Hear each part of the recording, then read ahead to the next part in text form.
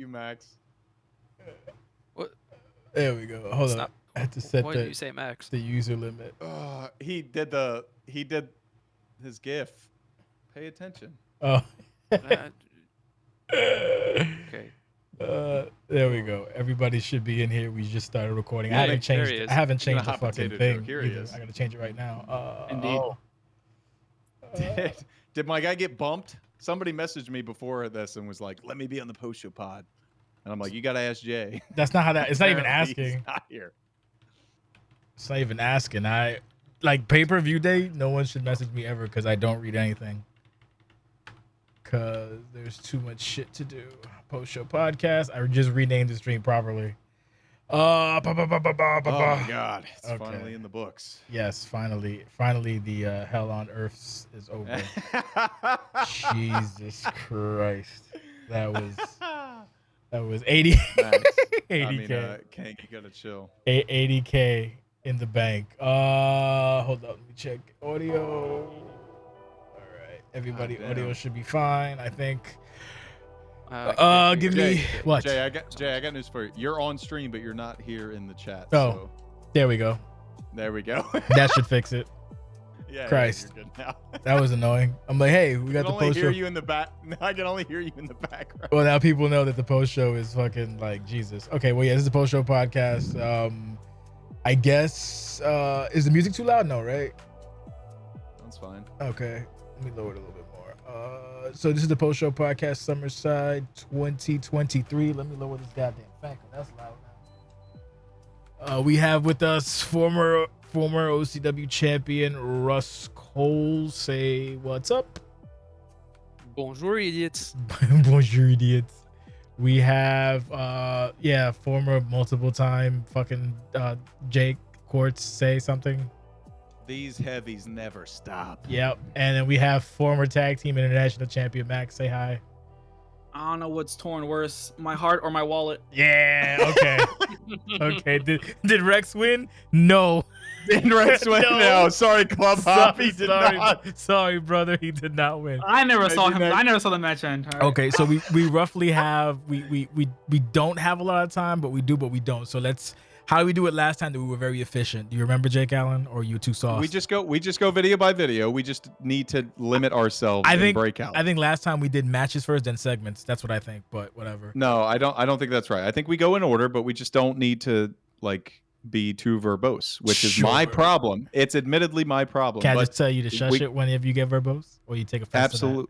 Well, I will, but I mean, if you need to do this is not my problem. I have a hard out at 8:30, so if it goes past then, I'm just dinking out. So let's start with the introduction for Summercide 2023, which Jay, you did a fucking phenomenal job. Honestly, like the aesthetic and all of the grandiose stuff. You asked me before we started, like, oh, are you going to make a video? I said no. And I expected it to just be like a card rundown or whatever. Like, it's spectacular. I don't know why you ever asked me to do anything. Your shit is so much better. You know why? Because those things happen literally. That's why the show was late. I did it today, and I was annoyed. But it'd be like that sometimes. Whatever. It worked out at the end of the day. So yeah. I don't know. I don't take praise. So it worked, and that's all I'm happy about. It's funny because I used the same video you used for the footage. Because I was like, fuck, I ain't got hurt. And then as soon as I saw the opening, I was like, ah, shit, that's the one he used. Let me scroll ahead. I was like, oh, okay, good. I can use this stuff. I noticed that immediately because it picked up right where mine cut off. And I'm like, oh, we use the same stock footage. Yeah. And then everything else. Huge pop. The amount of effort that it goes into doing these stupid things is just, I know. It's annoying, but what are you going to do? Speaking of effort and shit, so we're moving on to the other ones because I don't want to talk about me. The opening for the Aries Sheldon fucking Owen knocked it out the fucking park. Ooh. That shit was hilarious and great. I love it. Terrific. The 18-time champion and the dueling fucking people. So we could talk about that real quick in just whoever wants to speak on it, and you guys go in order naturally. I got to get a drink. Go ahead, go. I'll start. This was not clearly. I don't want to say that. This was, for me, when I watched it, it was like inspired by the WrestleMania 36 intro. I remember it so vividly because I had tickets to that show and I got fucked because the whole COVID thing. And their take to this was to make it all grandiose and then come back and be like there was like a whole other narrator and whatever. So that's what it reminded me of. I don't know if that was what he was inspired by, but that the first half of this was just funny because it was clearly biased. The second half of this was so amazing and like grandiose. It made it feel like a big fight. We're starting off on the highest of highs, and like I was such a big fan of this. I know Brian put it over huge, as it should have been. I don't know if you guys have any other kind of negative comments to put on here, but I love this hype package. Fucking hate him, but go ahead. I'm just kidding. Russ, anything, Max? Pretty much the same thing that Jake just said. Fucking amazing, the voiceover and everything. That was very well built, and that was different from all the other packages we've seen in the past or even this show. So no, it was very unique. So kudos to, I guess Aries made it, or I don't know who made Owen. it, but kudos to the Owen made it? apparently. Yeah. Damn. Such a great job, and a better job than he did in the past. Not that he didn't do a good job in the past, but that's such a huge step up in his video production. So yeah, kudos to him. Maxi. At first, I thought it was gonna be centered just on Aries. I'd be like, "Oh, that's kind of disrespectful to Sheldon." But then, we had the mid thing with the narrators, and then it all went to regular, and it got me all hyped. It was pretty good. Well, fantastic. So now we take us to the match. Now I'm gonna fucking do an order. I'm gonna go grab a beer. It's not because of the match. It's because I literally want a beer. So we'll start with enthusiastic Jake, Max, then Han. I'll be right back. We're taking the OCW Championship, Aries versus fucking Sheldon Tremblay. Go. Hey, I mean, whether this show opens because of Jay's feelings or because of anybody's feelings or not, this was a perfect opener given the circumstances. I don't even know if I would say even if you don't know the result of this, putting it here gives you the most kind of like, like what's going to happen here. So we all had that feeling coming in. The entrances, I have to say, were hilarious. I know Rust, and I don't know if you want to elaborate on it. You commented that you hated that it was like a knockoff of something. I didn't pick up on what it was a knockoff of at all. So when Jay and I were calling it, when Many Men started playing for him, because he's been coming out with no music over the last few weeks, I popped huge. I thought it was hilarious, like given that everybody hates him, and I still do. The match itself, Sheldon's entrance was awesome. I love his new haircut. I was cheering for Sheldon so much here. Obviously, everybody was. Aries has been leaning into the real like debaucherous heel stuff, shoot or kayfabe. Like he is just really leaning into it. Some people hate it, some people love it, but it's reality at this point. I kind of know where this is going, and it's kind of what everybody said after he came back at Lucian and attacked Sheldon in the first place, which is kind of a bummer. But Aries, I got to say, after the horrible misstep he took by coming back in the first place, has turned this into something entertaining. Maxi. I think this was kind of a win-win match for me because it's kind of how I like my title reigns, where you start off with the big banger. Because right here, if Sheldon beat him, he would have been like a made champion, defeating a big Hall of Famer. And now that we have Aries win, it's like a whole new reign where it's like a really top heel gets to control the narrative. No pun intended right there. So I thought it was a win-win. The match itself was fantastic. I think we were all pulling for different people like at certain times because it kind of the momentum was swinging all over the place when it comes to finishers back and forth. Yeah. If we saw that finitum, the result could have been different, but we didn't. So that was that. Han. Yeah, to bounce back on what Jake said, I bitched about the entrance because it was, in context, it was the Guns entrance, the one-off entrance they had a few months ago with Many Men, and they used it once to fight, their championship match, so it was just, and then I even remember that. Yeah, that, I guess OCW is a knockoff of what happens in real life usually, but, there's a difference between being a knockoff and choosing the same exact thing. It's just, it's a little thing. I was just inspiration and copying, I think, is what you mean. Yeah, right? exactly. So it was a little bit of a bummer, but nothing really special. It was just, a little comment that I made, and all these kids were like, it's okay. and for the match itself, I have to give credit where credit is due. Was a lot better than I expected. I even got attention at one point because I wanted Sheldon with the current, Gashiani face turn and everything, all the RPs and everything.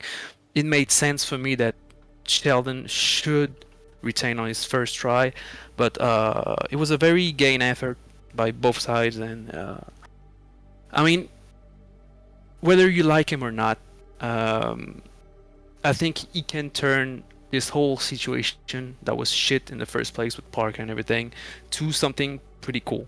I mean, I hate to see him champion, and I think all this hate we have for him being champion or just challenging for the championship, he's gonna make whatever with it, but he's gonna make something entertaining.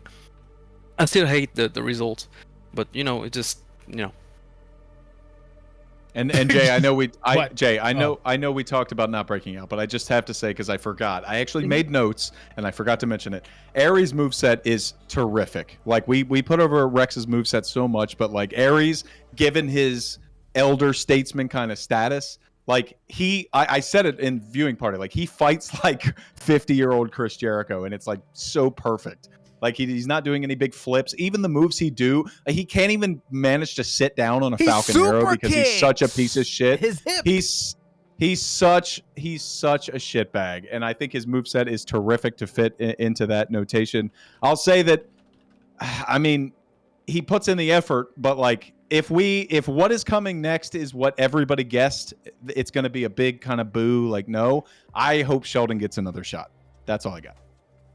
All I will say is now watching the show back, I understand why Jake has been very upset about fucking finisher kickouts. Yeah. But no, it was a really good fucking match, and I got no complaints. I hate that super kick finish. Like I don't like it, but I understand that goes to sleep or take a nap doesn't work either. Like nothing works, but you made the Black Phoenix work when everybody kicked out of the game. So I don't fucking know. Wasn't a bad match. I don't like, and this is a me thing, and I'm sure you'll break out, but we're not gonna let you. The fucking finisher on the outside, toss him in. But what the fuck are you gonna do? That's life. That's about break out. That's my Actually, only I thing. wasn't But finished. it's not even. Oh, you didn't finish? I'm sorry. Go ahead. I apologize. No, because you broke out on me. So yeah. My bad. All in all, even though I said I was disgusted by the result, the match in itself, when you take just the match in itself and not the story around it and everything, it was a great match. For real. Agreed. Like, credit where credit's due. Whatever you think about Ares, Sheldon, or anything around it, it was a great match. It was a lot of suspense, actually. And that was a good opener. So, yeah. Agreed. Cool. Next segment would be what? Is it the Iceman? Is Iceman, right? Yeah, Yeah. Iceman. Iceman. Yeah. Go ahead. I'll start here, Jay, and I'll just say I love every Iceman promo. This one, he seems to have found his mode. This was basically the hype package for Trey versus Iceman, and my God, it made my dick hard as a diamond. I fucking love everything Iceman does. Sometimes he's a little too verbose. Sometimes he's a little too short. I'm looking at this right now, 1 minute, 31 seconds. This guy had me fired up for every second of it. I love the Iceman, and this was a great precursor to their match later tonight. Max, you're up. I agree with what Jake said. That was a really good promo. I need to see some more voice promo battles because now we have like at least 4 people that not only do voice promos but they do them really well. All right, so I need to see some battles going on, and I think we'll get that in the future. That's for later tonight. Rusty. Yeah, to rebound on what Max said. Iceman always been good on the mic or in his promos, always. It wasn't actually the case for everybody. The first couple of voice promos were a little shaky for a lot of people, actually. But Iceman always was on point. It's been years now, so yeah, everything that Jake and Max said, great work. Fantastic. Yeah. My only complaint is fucking Max submitted a whatever video, whatever resolution is the opposite. So I had to fix it. And I don't like fixing videos during pay-per-view day, because if not, it would have not broke the stream. But you know how when you have the video and you have everything in the background showing, it looks fucking amateur hour. That shit. So yeah, It didn't that have the happened. blackness, so it was like a little vertical. Video. Yep. Yeah. YouTube We know. fixes it. We know he did not put together the whole background and everything. So thank you, Jay. Yeah. So other than that, I love the fucking pro. I love Max promos. Katie's not around, so Max fits the bill for a fucking promo. After that, we have it's Bolek versus fucking Oleg Russ, Isu, right? yes. So quick precursor to this, we'll do Rust, Max, then fucking Jake. I like how Max is just the middle, the fucking banana flavored middle, because he's Spanish. So fucking Rust pitched this idea. I told him to go fuck himself, and then as it progressed, I said fine. Because if you didn't notice, the overall theme was there's like 11 matches on the fucking card. Technically 12, if you think about it. Should be 12. It was only supposed to be 10. And then we'll get to it later, but long story short, it kind of worked out. So I was like, you know what, fuck it, we have space, so might as well. Because the thing is, I don't like rewarding rookies early, because what happens is when you praise people who fucking, do what they're supposed to do by default, it's good and it makes them feel good, but then eventually they kind of think like, they think they're the shit, and then when fucking life hits them, it gets all weird.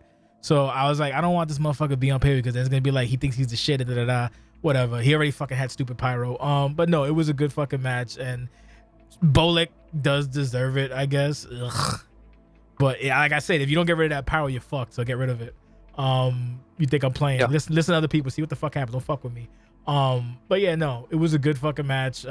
Rust uses backstage powers or whatever, and I use another thing. Then it worked out though, because there was not many No. matches anyway. But go ahead, can talk about your No. match, because I enjoyed the match. So, since you brought that up before the match, I have to bring my version. Are you gonna break out? No, it's my turn, so I don't break out. Okay. Actually, I used the reverse emotional terrorism that usually Jay pulls on us. So I went to the school of Jay's manipulation. So You did. That's I was hurtful. like, hey, can we have it on Summercide? I'm just asking a question. And he was like, oh, fuck you. Who's the surprise opponent? I was like, it's something that I think someone that I think deserves it. And he was like, no, you're gonna be on the go home or the first show. I was like, okay. And then I said Bolek, and he said, no, I don't want to reward rookies and everything. And then I said, yeah, but you just, it's a bummer. You left him in chance out of Lucian, so kind of a reward You would be for did. him. You did. That is exactly what he would fucking do. Yes, Rust.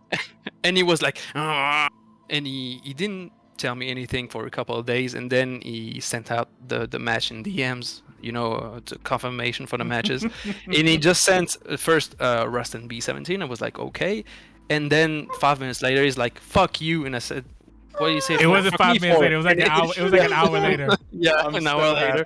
I'm so And happy then to he learn sent this. me the Isubolic thing, and just to because I won't commentate on match. I will commentate on Bolic though. I think he deserves it for real, because he's probably the best rookie I've ever worked with, because he's in the spirit of like we planned that match. We planned even before I retained my title, and then lost it to Boulay. And he never brought that up. He didn't care if I win the title, lost the title. He was just like, I want to be in a match at Summerside with Isu. He wanted to work with Isu. He asked me a lot of things. He did a lot of work for it, words, and not even doing the work last second. Like, you ask him something, he does it in the blink of an eye. Like, even video work and everything, and he's so passionate about it, and he's so kind and willing to learn, whether it's on the sticks or just OCW wise and everything. I never seen, or rarely seen, this much passion out of a guy right out of the gates.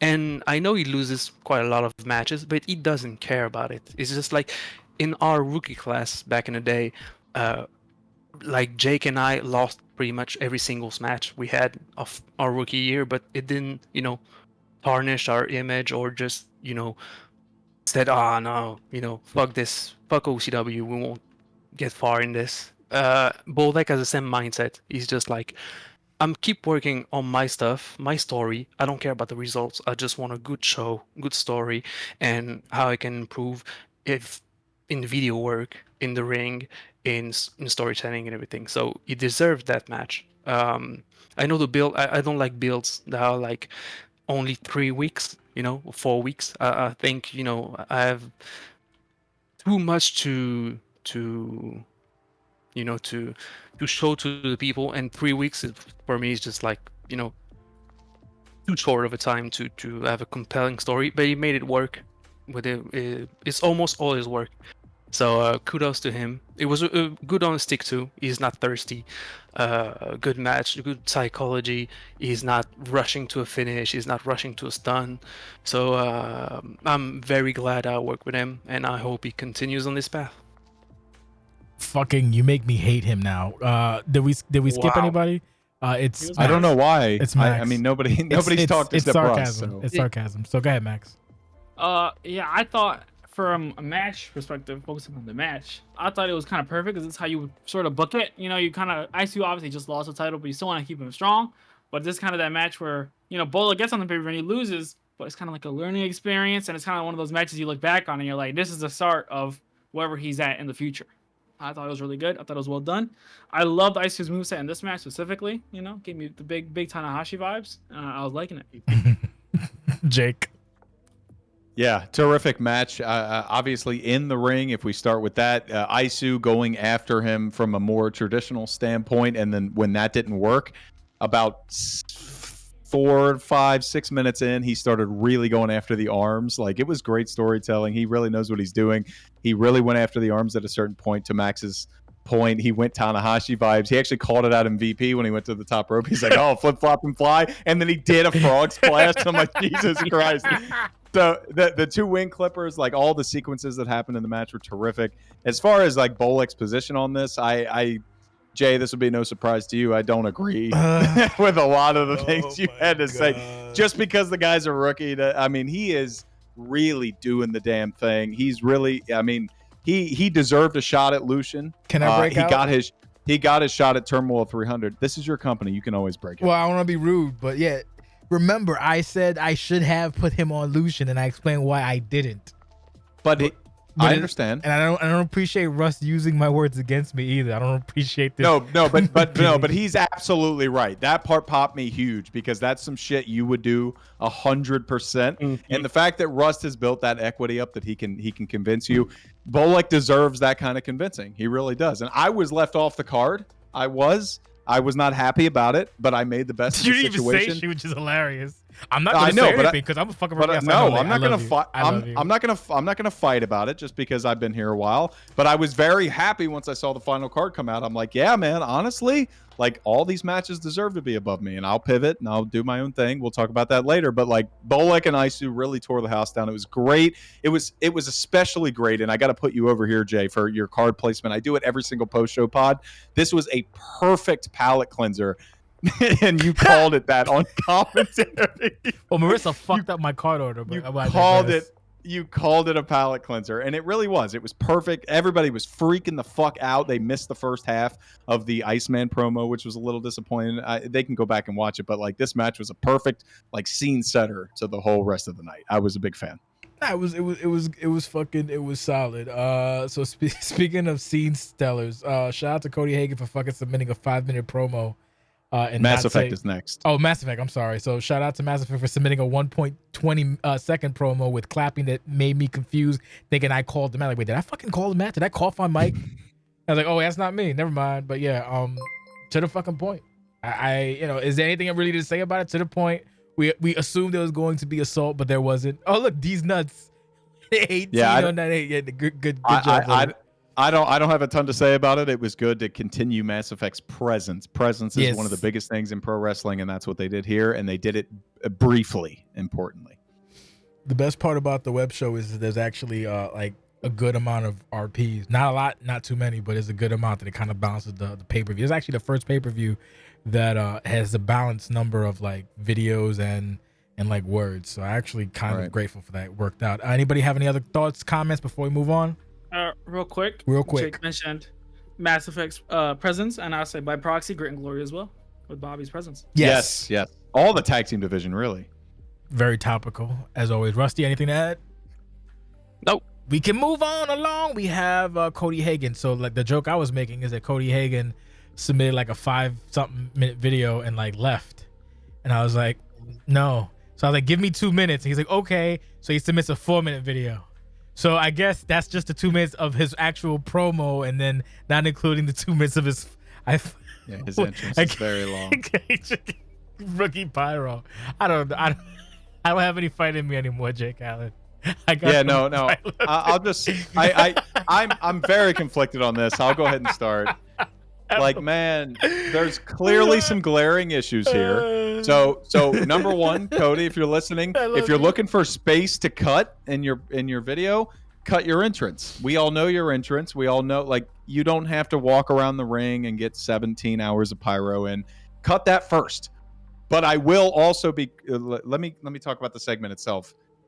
There's not really much to talk about. Cody stole a bunch of real life catchphrases in his thing. But again, I believe in passion, and he's got it. He's got it. We just need to guide him in the right way.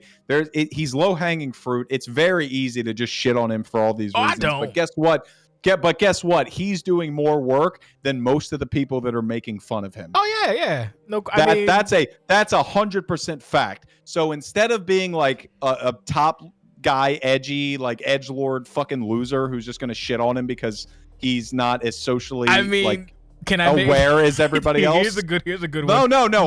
Let me finish. Go ahead. Let me finish. Just because he's not as socially aware as everybody else, like, he is still doing more work than you. So, like, let's try and make it as constructive as we can here. His effort was in the right place. His heart was in the right place. Cody, I'll just say, don't steal a bunch of real life catchphrases for your promo. And also, you don't have to record your promo in one take. You can record like a part of it and then stop, and then record another part of it and then stop. Like, we all do that. Professionals do. I literally am a VO artist in real life for my job. I don't just record in one take for like these 40-minute things. I do it in pieces, and it's frustrating, but you just have to do that. So everybody, like, give Cody a break. He has gotten enough. He is doing more than a lot of people here in OCW, and I appreciate the effort he's putting over Summercide and OCW as a whole. Before you told me to go fuck myself, I was gonna say Cody actually had a new attire for the pay-per-view. There's people who've been here for fucking 19 years who couldn't even manage that for matches. So I'll leave that what you will. Anybody else have anything to add regarding? I don't know why I can't stop myself from being an asshole, but yes. I got it. I'll pivot. And I'll say from a different angle. I say focus on more of the in between. Yes. As in between the pay-per-views and in between, because in my mind, this promo kind of felt like the last time we seen him, where it's kind of like, I'm back and I'm here. And I'd say you don't need that if you're doing stuff in between these two, because then it kind of presence, right? What's it called? Diminishing returns when you're doing a similar style of promo over and over again. So it's like, kind of get something to do, and if you don't got nothing to do, then you don't need to necessarily do anything. You don't need to establish presence if you're not working towards something. And then you work something, and then you do it, and then you have a direction to go in, and then it's gonna be a nice, a smoother process. I mean, before Rust, if he has anything to say, if I was Cody, I just would have cut a promo saying everybody. I would have named a bunch of random names, told them all to suck my dick, and then not do anything for till the next pay-per-view. I'm sorry, I can't help myself. Rust, go ahead. I mean, it could be a very entertaining gimmick. Like, the guy just comes out every fucking pay-per-view. Hey, I'm back. Like, you know, just being a douche, and everybody hates him afterwards. So, pretty much what Jake said and Max said. I didn't catch all of it because when I made coffee. When I came back, it was in the middle of his promo, so I didn't see the pyro and everything. I mean, you know, I like Cody. At least he's doing the stuff like. Same for Lucian. It was the first promo of Lucian, like empty arena presenting the show. It was a bit of the same thing for Side. So he's just at this point just promoting the event we are in. So you know, I have nothing else to say. Cody's our Zack Ryder. Next is the match, right? The steel cage. Yep. Steel cage match. Won't talk about the backstage shit because it doesn't matter, but match I didn't hate. Pretty good. My only complaint about the match was fucking Mac having 2 entries was kind of funny. But fucking the video quality, that's really the only takeaway I have from the match that annoyed the shit out of me. Other than that, it was fine, good, solid. I don't think anyone saw Trey walking away with that, but it was still pretty good. It was, I don't know. How do I explain this in a way that doesn't sound offensive? Like, if we go back to before you people were here, and this was like 2016, 2017. This would probably been a Imagine 17 if I minute. said that. Yeah, this would have been like a 17-minute match or an 18-minute match, and I just would have been like, the match. Like, I have nothing bad to like. It established Mac, and I think it was Jake that said it. Something about like when Mac finally gets something like of like pristine value or whatever, that it was going to be a collective like. Like I don't know. It's going to be the same as when Max won the international title. Yeah, shit like all that. All of us are going to be like, happy "Oh my god, that he fucking yes. won!" So yeah, Right. I think Max doing his part, building his equity, and he's someone that people want to see succeed. Is just he's always at the precipice of it. So I don't know. It's good. It served its purpose. It was a well done story as well. All the leading up to it. It deserved to be on Summerside. I wish it couldn't have been so early, but fucking. Time. I had it later, but shit happens. So what are you gonna do? Because I have things set. Because that was a 10-minute match, so you kind of make a buffer and whatever, so that you don't have to overload people. But I digress. Shit happens. We'll do Rusty, Max, and Jake. Go ahead, Rust. First off, I hate steel cage matches in OCW and in general. Why? No, in general, in wrestling, I don't like them. I don't find them compelling in the slightest. It's always the same scenario, and I don't like the rules of a steel cage match. It's it's weird to me. Well, you want a quick back about that? Yeah. Like, No. Remember when I made the joke? I don't know if you caught it, but I made a joke about people asking for like stupid stips that happened already. Like, they didn't really have any stupid stips. I mean, they didn't have any like good stips. And then Trey goes, "Well, how about steel cage?" I'm like, "Sure, why not?" Because but it makes sense. They would just pitch like Trey just pitched me a bunch of garbage. In their story, a steel cage match It makes works. sense, yeah. In most wrestling, when they do steel cage matches, it works in the storyline. It's just that I don't find them compelling. I don't like steel cage matches. And in OCW, having been in a steel cage match before and having seen dozens of them, I don't like them. But this one was since they don't utilize the cage and everything, or just even escaping, or one or twice they tried maybe, they don't need the steel cage around it. But for the match itself, it was fast. It was very fast, but it didn't need to be 18 minutes. So we need those. Not every match should be 3 kick-out finishers with multiple false finishers and everything. So the fact that one finisher did the trick was surprising, but good. It's refreshing. So I have no complaints about this match. It was a good match. It was a middle of the pack match, but a good match nonetheless. And they did their thing. It was a good story. Maybe needed a little more bang for the I think it's the climax or the end of the story, no, I have no complaints except the stipulation, but it's not even their fault because I never seen an OCW match, or maybe one in a steel cage, that was entertaining. Actually, the last one and the only one that was entertaining for me was B17 against Court Martial. But Yes, Maxi. I sort of agree with Russ about the time, where I think you do need like short matches, especially on this card. That I thought it was originally going to be 9 matches. Apparently, it was originally going to be 10, and then it became originally technically it's 10, but if we do, we'll talk about it later. But then it wanted it being 11 because of whatever. But then I'll explain later. Whatever. I'm sorry. Regardless, it's good to have short matches, and I think it could work. Just like the match ending the way it kind of did, and ending like suddenly in the way it did, kind of could work. Because then looking back, we can remember Mac getting the victory, but we're not like so ingrained in our mind that Trey lost. So like Trey can, I think, very easily move on from this. So I think it kind of works for both of them. Yes, sir. Jake.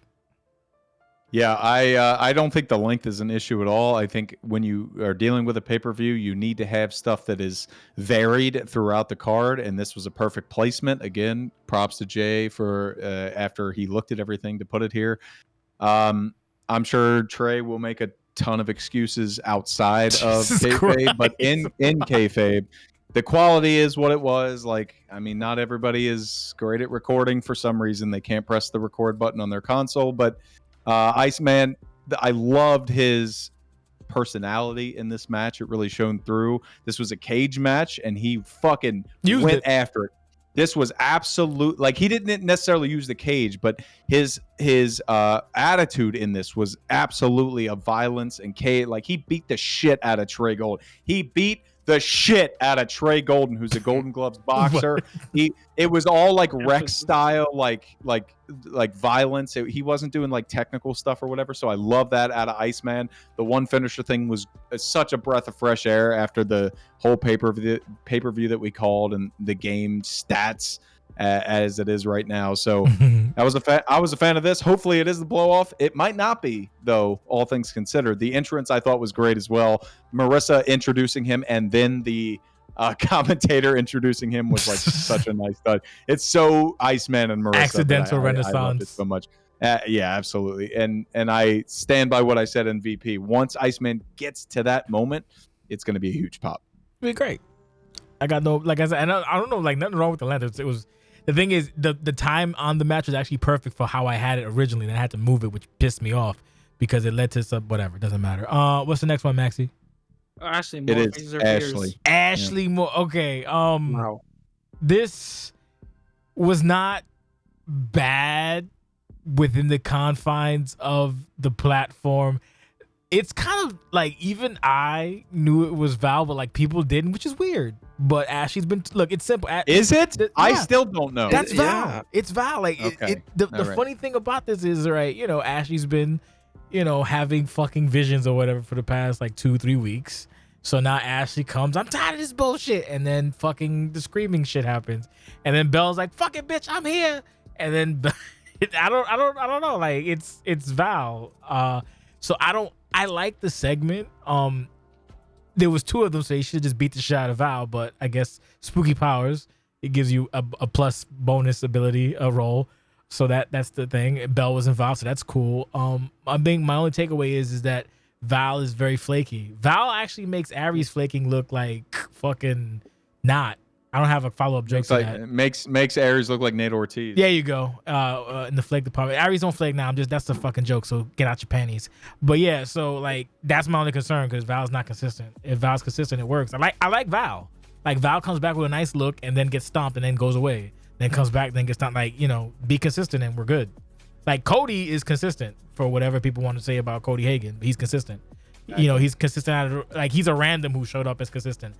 Like, even now, I've gotten 7 messages about, can I join? Sure, here's a video. Okay, and then nothing happens. Cody fucking did what he had to do. So yeah, so we'll do Jake, Max, Russ. Go ahead, Jake.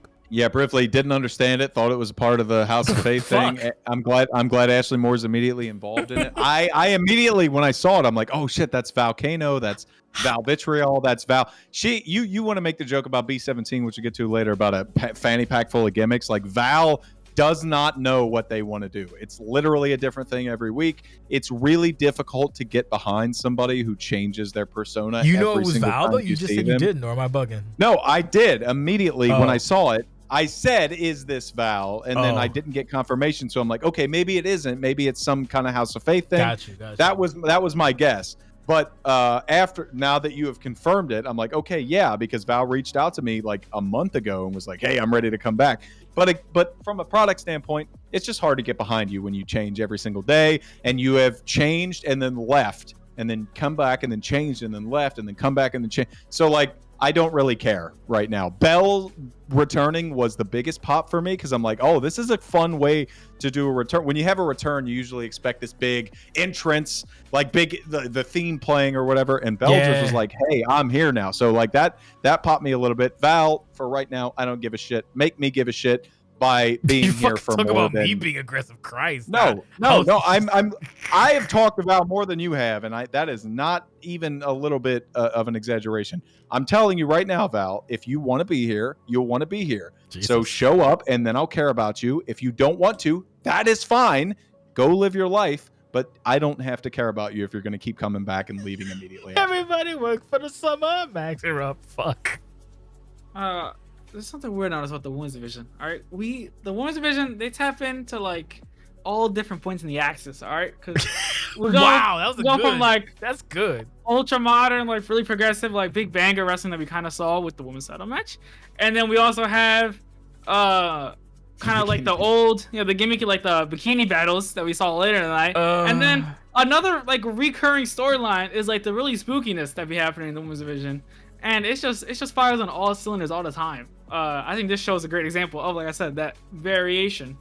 At this segment, I was definitely confused, not when I saw Val, but more when I saw Belle, and then Belle's like, oh shit, she kind of scary for real. And then Vic also. I'm somewhat interested where they're gonna go from here, because they kind of set it up where it's like a 2-person and then 1-person. So I don't know how the blow off Maxx is gonna be. So I guess we'll have to get more details. If fucking before Rusty, if Val had Drago's skill set, then you can build it up as like a fucking tiny Kane versus 2 people, but that's not the case. But I'm not making it to the end of this. What are you talking about? Okay, let's go Rust. Let's go to Rust. I was so confused first when I saw it. I was like, what the fuck is happening in the ring with the Ghost? I don't know what it is with Ghost in OCW. I don't see it. But whatever. Now that I know it's Val, I'm just basically what Jake said and you said. You've been there like 2 times. You flaked 2 times. So now I hope you stick around just for the people you're involved with, because they take time of their schedule to have stories with you, so don't let them up. And even if you lose, just stay active. There's always things to do in OCW, and the women's division is very deep right now, so you can do a lot of things. Doesn't matter win or losses. So stick around and find out. If you don't like EFED or OCW, just or being a part of it, just be a fan like Cody Hagan is what you're trying to say in a polite French way. Me and you haven't argued, so that's kind of good. Shout out to that. I don't want to be rude to anybody, even if you flake a couple of times. I give you chances, but if you flake like 5 times and you just abandon people you work with on the last, you got to prove why. Like, you just got to prove yourself. Like, why the fuck? Like, you've given us no evidence as to why we should rely on you. Well, with that being said, we have our next. It's Ashley and Belle. Maxx, is it the tag team match? It's the tag team match, yeah. Fucking like where people are fucking calling it in the fucking thing, and it was bugging me, but whatever. Long story short, this was a masterminded thing. Fucking shout out to Jordan Bryan for actually getting it right. Fucking great. Didn't overstay its welcome, hit the fucking marks, hit the fucking points. The premise was like the idea was, can we do this for the thing? And I was like, sure, but then like, why don't we just make it a segment, because like fuck it, like why not? And it worked out as a segment to me, at least. I tried my best to hide it from Jake, and fucking Jake was like, so that pissed me off. But what are you gonna do? Fucking long story short, I think it worked out. The idea, it like everyone's calling Amar a weasel already, like before anything happened. So it's like, I don't know if the fucking idea worked, but we'll do Russ, Maxx, and Jake. Go ahead. I mean, I enjoyed it. Like, they made the entrance and they had the little thing. It didn't overstate its welcome. I was surprised there was no match, but I was also pleased because that was not the most anticipated match of the card for me. So yeah, I think it's a great choice to make it, just a betrayal and just not having a match in a segment, and it was well done too, well executed.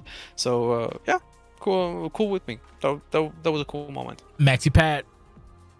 I'm not gonna add too much on to what I said. Honestly, I wish we saw the whatever attack Amar did to Parka. I wish that would have, even if we didn't see it tonight, I hope in the future when they refer back to this moment, they record something happening so we get to see that for hype pack purposes. Other than that, I thought the Casey getting the pin and like the match forcing the referee, I thought that was really good stuff, and that's something you don't see in OCW. So I really enjoyed it. Jake.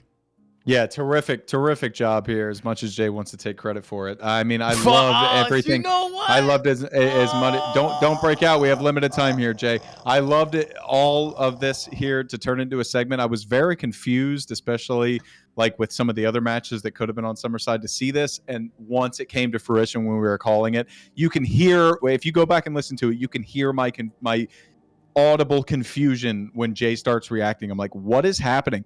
So to Max's point, like, We wish we saw the actual thing. I think it was intentional because a lot of people before today were saying El Parca can't be trusted. He's going to turn on him, blah, blah, blah. And then today, Amart can't be trusted. I think it was genius to leave it ambiguous. Jay is reacting. And then, like, while you're watching, you're like, who turned on who? And then when it cuts back and you see it and it's like, crazy.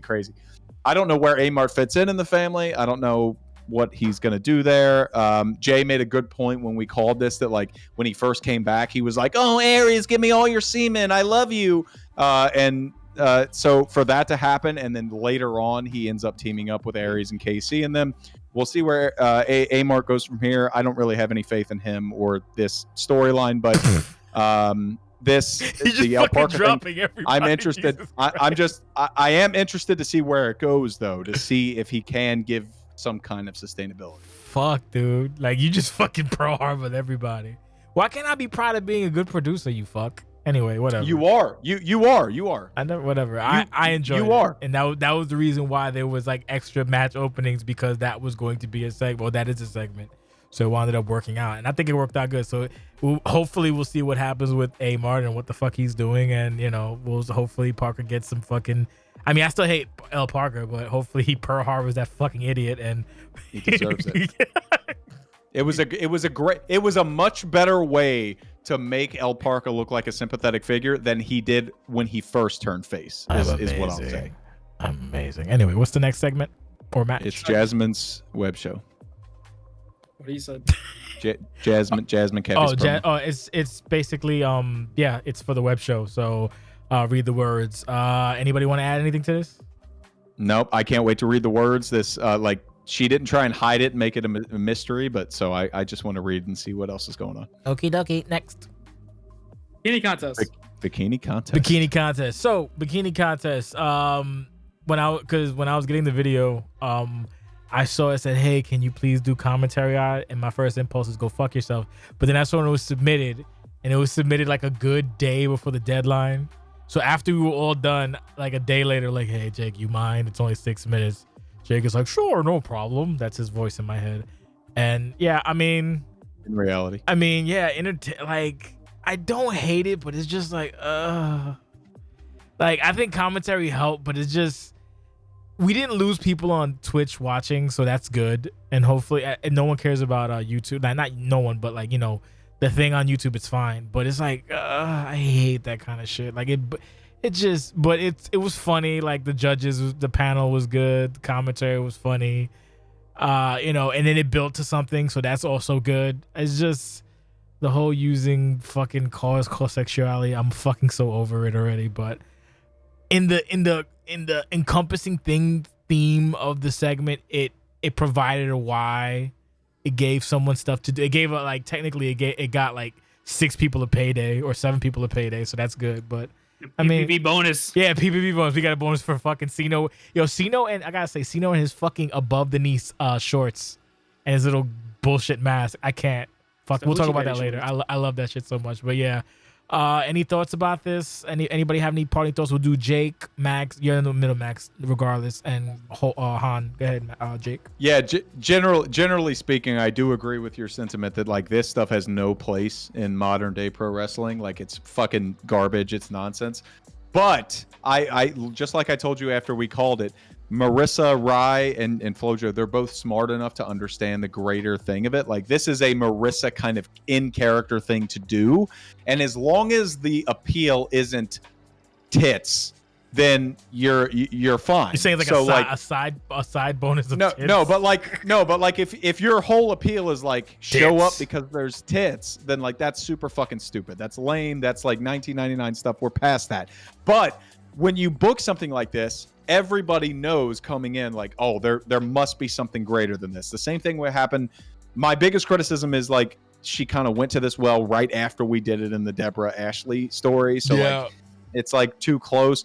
But she still had the state of mind to be like, use this as a platform for something else to jump off. And not only did she use it for the main thing to jump off, which was the House of Faith thing at the end, but also to get the funny comedic stuff. Like it's never meant to be taken seriously and sexy. And that's why I was happy to call it, because us on commentary lend to that, like, this is absurd, this is ridiculous, it's not meant to be taken seriously.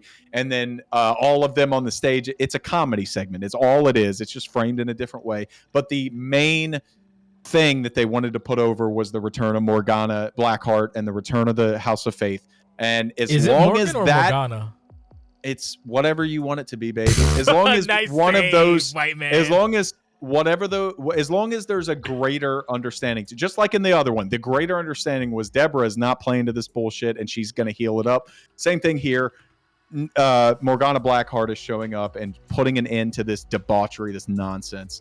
So as long as there's a greater meaning to it, I'm totally fine with this. It fits Marissa's character perfectly. It was hilarious. Flojo doesn't fit quite as much. Flojo ain't got no ass, bro. No, she filled space and she's present. There was no So space filled. No, it's. Please stop. All right, I'm let's sorry. If I were the road agent for this segment, all right? Okay. I hate I would have. One thing I would have done was actually keep the judges. I thought the judges were hilarious because it was just like the most random assortment of just corn dogs backstage. Yeah. Now we're just like, oh, the women are in bikini contest is coming out and judge. I thought that was hilarious. However, what I would have done is I would have had Marissa go first, and then she still gets attacked, and we don't even see anything from Flojo. So then it's like, and if Flojo can look like, oh no, I guess I couldn't compete. What they do? I got out of there. This is why you have. And she has seeds in the House of Faith too, so you could kind of be like, oh, is she a part of this, or like, you know, It's an inside job, brother. right? I'm gonna be upset with a tag team match. Fucking Han. Anything Han? Agreed. Yeah, I was. Not I am disgusted. He's so No, tired. I was not entertained. No, I'm not tired. I was just listening to y'all, and you put me to sleep. No, just kidding. My man, love this. And guy. no, I was just not entertained because every time I watch, whether it's you know, a romantic segment or an erotic segment or everything that Riot does, basically, with Marissa and everything, I'm just not into it because sexuality and just bikini contest. Which is weird because you like Piper having- Super Mario in real life. Don't- So Don't cut me off, please. So- And fuck you, dude. no, Love that. because we don't have time. It's just that into modern wrestling, like Jay said, it's just not in his place. But it's to me when I watch this, I watch grown men behind a computer playing with their sexual dolls, and I'm just like, yeah. And that's where I having the can't- greater the greater purpose meaning something. Because if it's just a bikini contest, that's where you can get behind that. But that's where I'm like, as long as there's a greater like story behind it or something that it's launching off of, then I'm okay with it. Otherwise, I do agree with it. Yeah. But the thing is, I thought the bikini contest was too fucking long for the ending, which is Morgan Blackheart to come back. Which is a good thing, I guess, because last time we saw her, she was in her clips in her hospital, psychiatric, hospital. I don't know what it is, but the purpose was good. It's just that when I didn't need the first 5 minutes of that segment with John Carr, who has a tag team match later on tonight, just coming out to judge this. It's just I'm not a fan. Fucked up my timing. That's forgot my card placement. Yeah, the thing is, even in other storylines like Chance and Bolik, the whole Chance having sex with Bobby, just cut that shit off. I hate it. So just, it's a personal opinion, but I zone out when I see this. So yeah, on to the next segment. Next segment is what? It is Reese and Cass. Mark Reese and Cass. I need a beer, another reload, but Mark Reese and Cass. Okay. He's not hearing this, but fuck Cass for eternity. He just fucking goes, "You're not gonna like me." Now you summoned him because now he's gonna appear in chat. Yeah, he was like, "You're not gonna like it." Like, what the fuck are you talking about? Shut up. And then like I always preview the entrances because I always like try to get like it makes me happy to watch the entrances before I call the show. So I saw that, I was like, I popped for a second in the first part of his entrance, and then I'm like, why is it say SummerSlam? And then I realized what was happening, and I slowly slipped into madness. And then like you don't hear it, but when we were watching it, Jake was like Oh, giggling. you hear it. Jake was giggling a lot, and I was just getting fucking furious. No, and he just kept I was not giggling. You were I was something. not giggling You were in something. this match. You were This match something. This match made me angrier than any other when we were calling it. I was not happy. Oh my god. Yeah. So Mhm. Matt, fucking, I have no words. Fuck Cass. I hope your birthday was awful yesterday. Yeah, no, it wasn't a bad match. I made the joke earlier, so I'll make the joke again. Jake was like, "Oh, people getting dressed up. You know, people understood the assignment." Mark didn't. Lol, shade. Match was pretty cool. Like, you know, match was fine. Cass fucked up and then realized he fucked up. I hope he did, and then he got his receipt rightfully so as he deserved. And it took, how long did it take for Marguerite to finally get it murder Cass? It took what, months? It was like 6 months. 6 Like months. this is a long-term story, which I appreciate for sure. So there was a payoff. Cass finally got slaminated, even though he's a good human being. I did like the evolution of like good guy Cass attire, but fuck him forever. Again, I hope your birthday was awful. So since Jake More to go. since Jake hated the match, we'll do Jake first. Then I did not hate the match. I hated you specifically. I'll start here. Oh. So when we were calling these, like this frustrated me to no end because Jay was insufferable on commentary when we first watched it. I'll say just initially, when on rewatch, it was hilarious. But when we first called it, it was so frustrating because he just kept shouting over everything. He was not like taking anything seriously. It was awful. This match was the worst match that Jay and I have called maybe ever. So with that in mind, when I rewatched it, I was clearly proven to be mostly wrong. Mark Reese coming out to like no fanfare is kind of like whatever. Cass's entrance being 8 minutes long was fucking so dumb. And I'm watching it on replay, like it was just funny rather than serious. I was in a bad mood when we called it, so Jay doesn't deserve any kind of heat here. The match itself was great. It was exactly what it needed to be. We were all waiting for Cass to get his comeuppance. He always picks Summercide to be his comeuppance, apparently. in recent years, you notice when he's running back, he like picks the super early years for him to go over, and then all the other years he omits the match and just picks him and Empress because he fucking got his ass kicked. And so he did the job here too. He got his fucking ass kicked. He realized he broke FPR in a really, really bad way, and he just stood back up, taunted right in Mark Reese's face, and got fucking planted as he should have. The match was super fun. It was a whole entertaining spectacle on second watch. Big fan. Max. All right, now I gotta be the opposite of what that guy said. Wow. And I would say this is what happens when you glorify the old age, and that you get people take the worst parts of 2012 OCW with a really long entrance. And Yeah. I think, honestly, for both of them, I think they deserve probably be better for like a 6-month payoff. Cause just having like the one, if it ended on like one finisher, it would have been okay. But like it was like the long entrance, and then coupled with the FPR break, it was just really just so anticlimactic. It kind of took like, because if we think that this is the first time he got Slaminator, then he instantly like got rolled him up afterwards. So it kind of took the wind out of the sails for me, and I wasn't too much of a fan. Like I think the story and the characters deserved better, and that's my take. Han.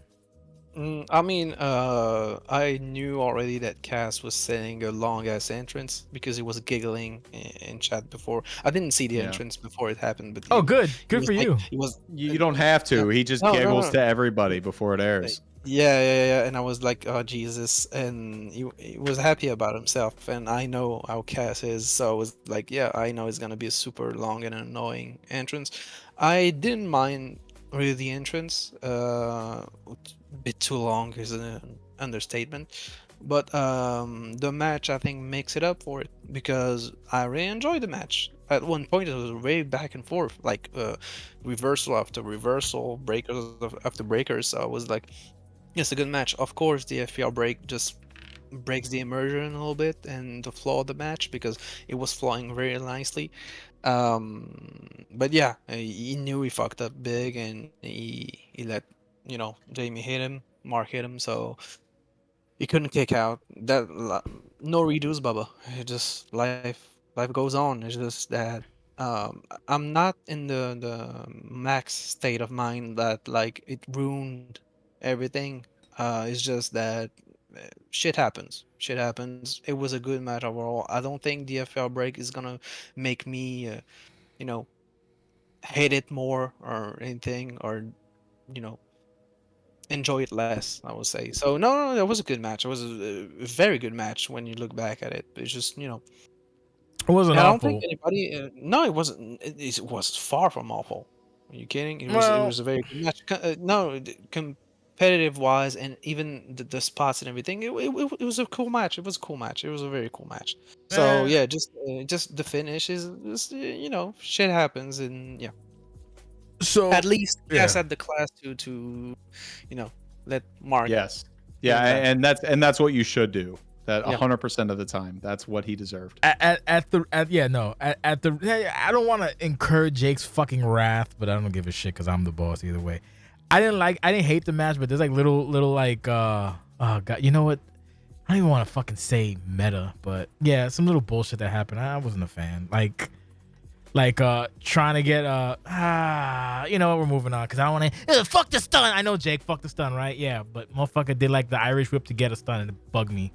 Like I don't know why, like because the first match was like didn't need it, but whatever. Shit happens, I guess. What's the next segment? Quartz impromptu match. Oh, this is probably why Jake was like, oh yeah, we can. Jake goes, you gonna call the other one? Like what other one? And then he gave me his shit. Yeah, no.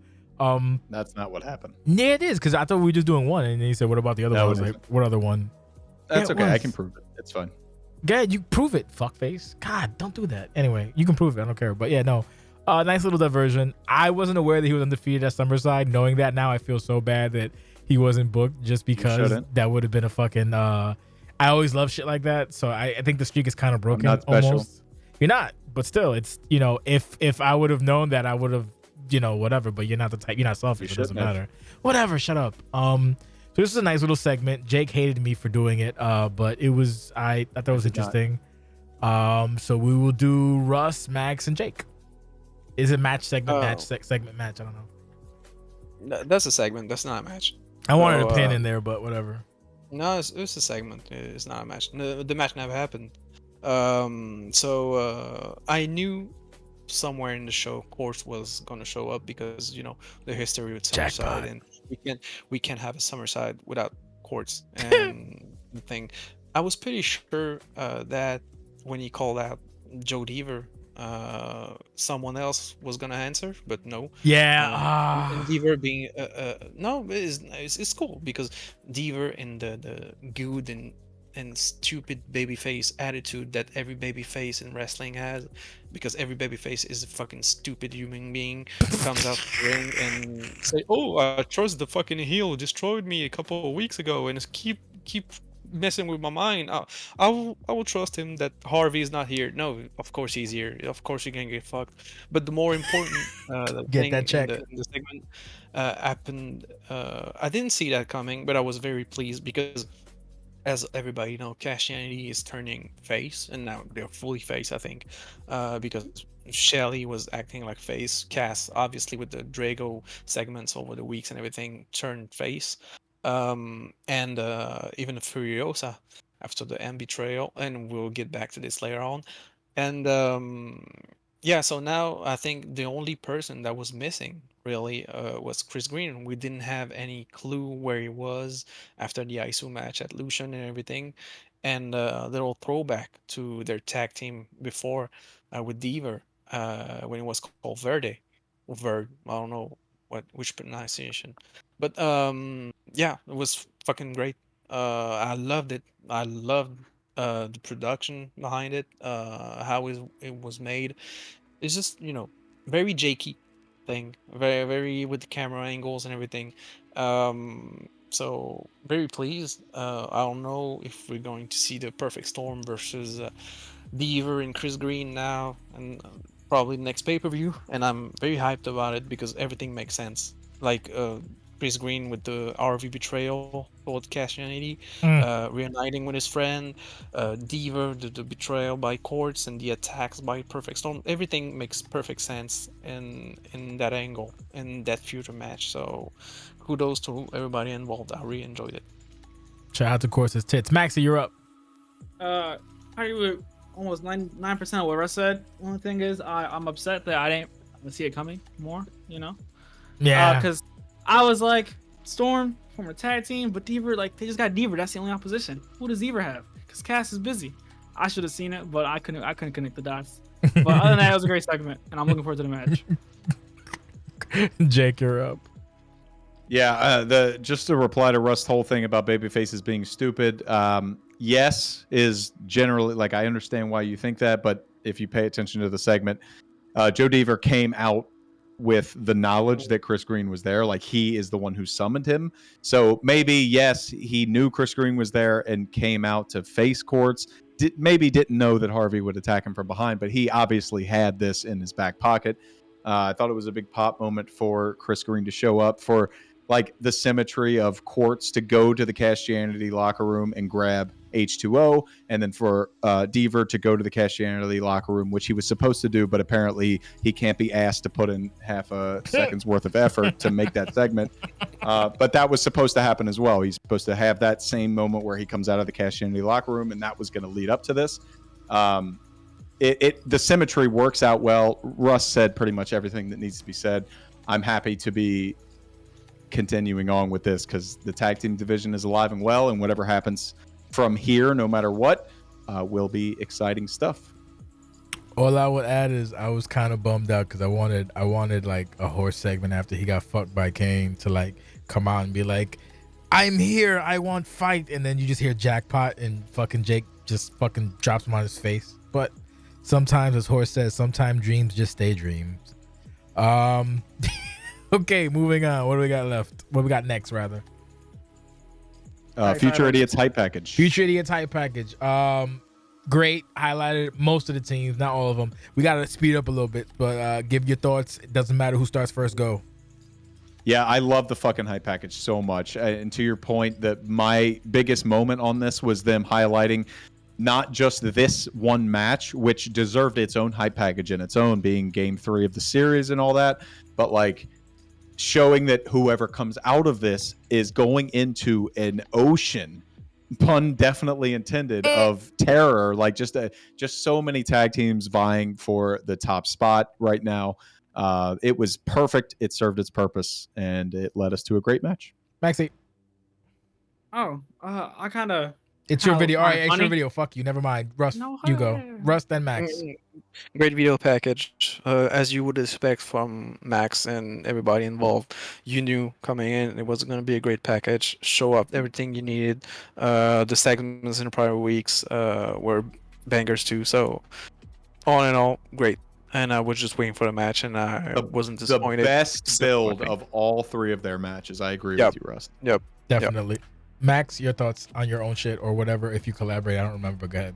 I found it funny how I had DNS at the end. Like, they were like the last team that I showcased. Clipped. And then, we don't talk about the other team before now. But DNS is at the end, and then they ended up being the next challengers because I had no knowledge of that. So I find it funny the way that worked out. Yeah. Excellent. So now we have the actual match. Tag team championship. Oddly enough, I'll say this, and I guess I'll say this, and then you guys can fucking talk. I actually enjoyed the match is really good. The ending was flat as fuck. I know Jake disagrees with me, but I fucking thought that shit was thirsty as shit. So I'll say that it was a good match until that point. We'll do. Can I go first? Yeah, I was gonna say Russ, Max. I was gonna say Russ, Jake, and then I was gonna say Russ, Jake, and Max. So Russ, because I don't want Jake to go before me on that, because I know what he's gonna say and I know what I'm gonna say. Well, say what you're gonna say. I agree with you. The finish fell flat, but Jake's role in all this, being a commentator, is to cover up that shit, and he did a perfect job to try to cover up that shit, saying, "Oh, it's Colin Locke, it's his submission. Oh wow, no, it was garbage. It was total shit." But the match itself was not bad. I was actually like, there's some suspense in it here and there. Of course, it felt more like 2 singles matches, which is not I don't what agree I'm with looking that, for. And but I go agree ahead, with I'm sorry. myself, and the thing is more. But I did enjoy the match. It was not a bad match at all. It's just that the finish, I was like, oh, I hope he just let go of the submission, or just make it for show, but no, he pressed it like a damn crazy man, and it handed on oh, okay, it's Colin's move, but he didn't make it. I know he didn't make it on purpose to tap. That was the same thing he did to Doc, but I don't think that was the idea was, yeah. I'm doing what I did to Doc. Nah, No, I think it was, There's not enough. let's finish it right now. Was the idea behind it, I think. But I don't want to judge because Well, on the flip I side, could be wrong. Maxx could have got in, but I don't think he had enough time to get in, to be honest with it. It's okay. It's okay. It's just the one thing I enjoyed even more than the match, it was the Kiss entrance. First, the Maxx storage entrance was good. Was really good. The attire on point. The colorways, loved it. The Kiss entrance for the Future Idiots, perfect. I thought it was great. I don't understand why. Maybe me, I'm bugging, because in the Marissa segment, John Carter has the short hair, and now he has long hair. Well, that's or just maybe that's a thing that's gonna always happen when you grab, when you grab a car and shit like that. That's just but but make the effort, make it consistent. Do something is not, terrible. that kind of stuff that just happens. That happens sometimes. I know it happens. It's nitpicking right there. It's but my the level of entrance, nitpicking. thing, yeah. But I mean, the entrance, the Kiss entrance, and even the attires, on point, on fire. The best attires of the evening was for the Future Ages, I think. Yeah. Okay, so before just to finish. Yeah. All right, so before Jake, I like the attire. Like, the entrance was cool, but it didn't make sense to me. But that's just me. I'm old. Go ahead, Jake. I know you're fucking chomping at the bit. Knock yourself out. Am I? I don't know. I don't really think I am. Okay. You've really built up this conflict between you and I on the finish that I don't think really exists. Oh, okay, I'm sorry. But so for the match itself, I fucking love the entrances for both. Maxx Storage really shows out each time. Your call on commentary floored me. Like, what is this, flesh and maroon? It wasn't even near maroon. It was like teal or whatever. But I couldn't think of anything. It just sent me. But yeah, right. That's what you said that later. But it just sent me. It was hilarious. And then the whole Kiss stuff was hilarious. I understood why it happened because of an IRL standpoint. So maybe I'm a little biased because of that. But the effort was there, and it was an effort to make Summercide feel more grandiose and more fun. And that's what it was. Christianity, it didn't have to really make sense. It was just an homage, like whatever. Entrance doesn't really mean much to me when it's just a fun homage. But it was fun, and that's all that matters. Match itself, my biggest issue here is that they played like it was a video game. They just did that's all. Like, after a finisher, one person would walk in and stand over top of the pinfall and just wait to see if the pin went to after 2. So that they could break it up. That part took me out of it so bad. Why is the other teammate not getting in to try and stop it? Like, what are we doing here? That happened 3 times in a row after finishers. That was my biggest issue. That was my biggest issue, whatever it was. It just totally took me out of it. We were just playing a video game at that point. Outside of that, the match itself played very well. There was so many great moments of hot tags and crawling away and cutting the ring off and shit like that. It was very, very good. I still think this was the best of the 3 that they had. The finish itself, I told you when we called it. I'll tell you now. They kicked out of 2 finishers each. It was at the very end of the match. And John going for the move that won him the light heavyweight title, and the move that Colin Locke in kayfabe taught him, Colin's lock, to beat Colin, and then Maxx coming in and doing the tie-up and the whole handshake. I thought the finish was great. You already hit 2 finishers on them. I don't think there's anything thirsty with that. If he hit, I told you this when we called it, he hit Doc with a finisher, picked him up, and immediately locked him in the move because he was thirsty to win the title. This case, I don't think that was it. I think he was just looking for an opening, and he found it. He locked it in and just out of nowhere nailed it. 2 finishes have been hit on each side. I don't see any problem with that at all. Finish didn't bother me. The handshake it fit the story. We said it on commentary, Jay. We're like, who's going to be the one to go the extra mile? Who is going to turn heel, basically, is what we were saying. Neither of them did. They shook hands at the end. It was a fun series. Tag team divisions on top. Maxx. Okay. I'll speak first on the overall finisher feel. Not the finish of the match, but I'd say to Jake's way earlier point about like finisher spamming and people just kicking out all the time. I think this match was placed in a pretty like a good spot because the Reese match and casting match didn't have a lot of finishers. Obviously, neither did Parka or Nate Mack and Trey Golden, and neither did Russ Cole and B17. So I think for that aspect of people kicking out of finishers, this show was paced decently well for this middle part. As for the actual finish of this match, I feel like it's almost pretty black and white in the sense where like finishers or submissions would be so easy to like moderate that, and this is such a like a, if you want a non-submission or non-finisher submission to be legal, like where you can use a regular submission and win a match, this would be the point to use it at compared to any other point.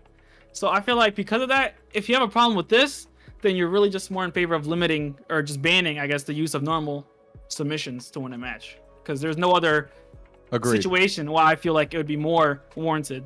Agreed. 100%. Can I break out real quick? Just real quick.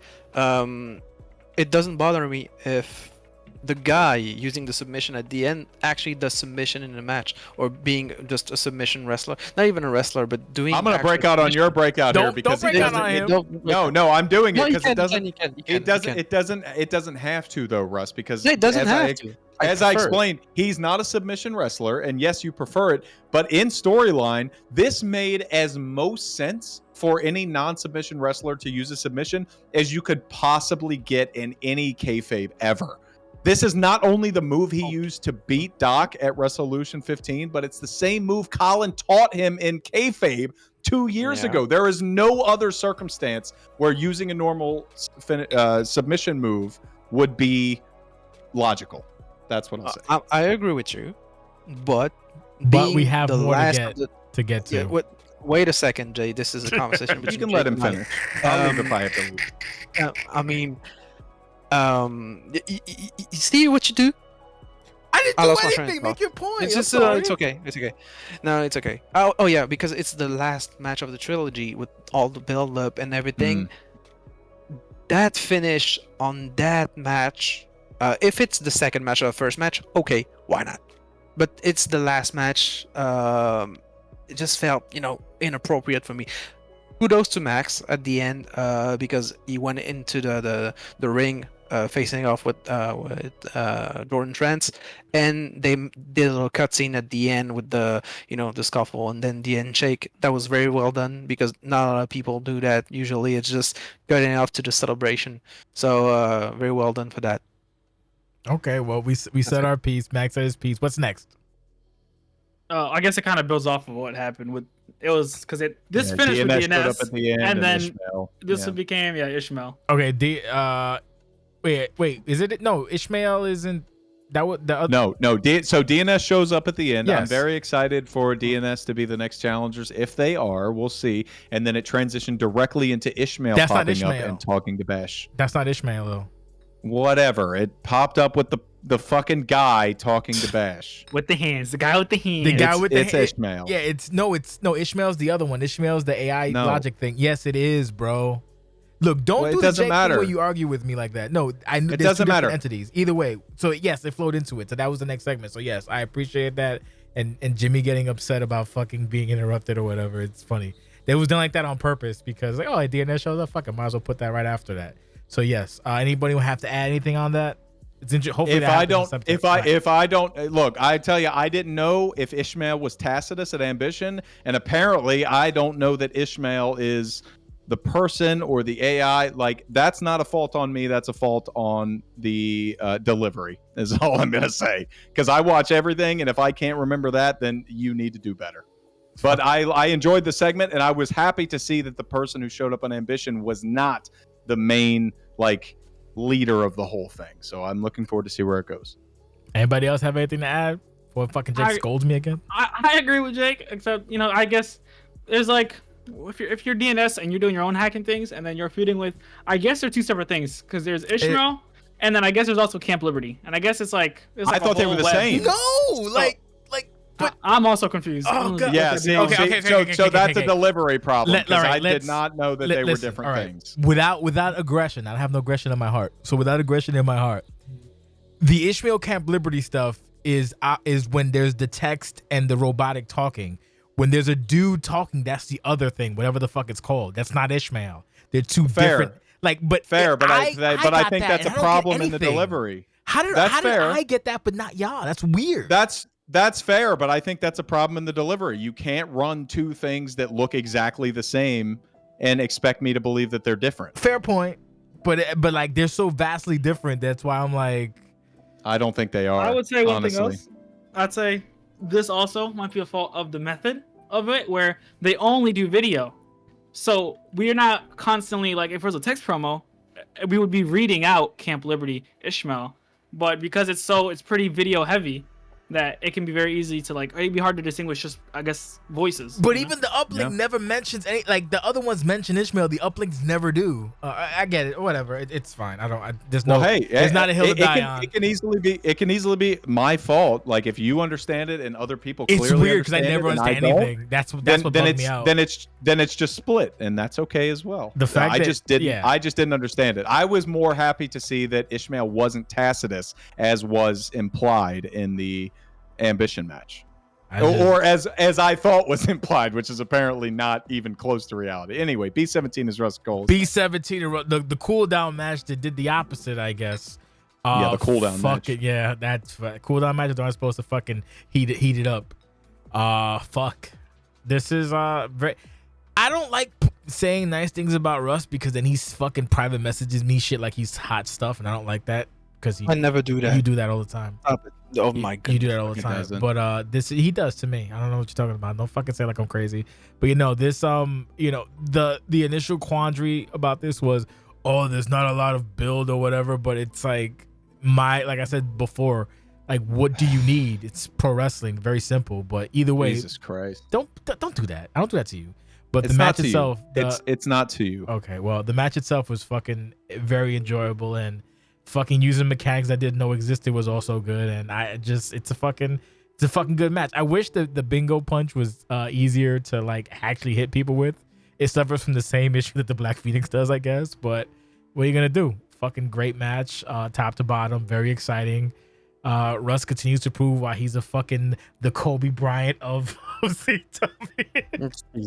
Fuck you. And yeah, so we'll do Maxx, Jake, then Russ. Go ahead.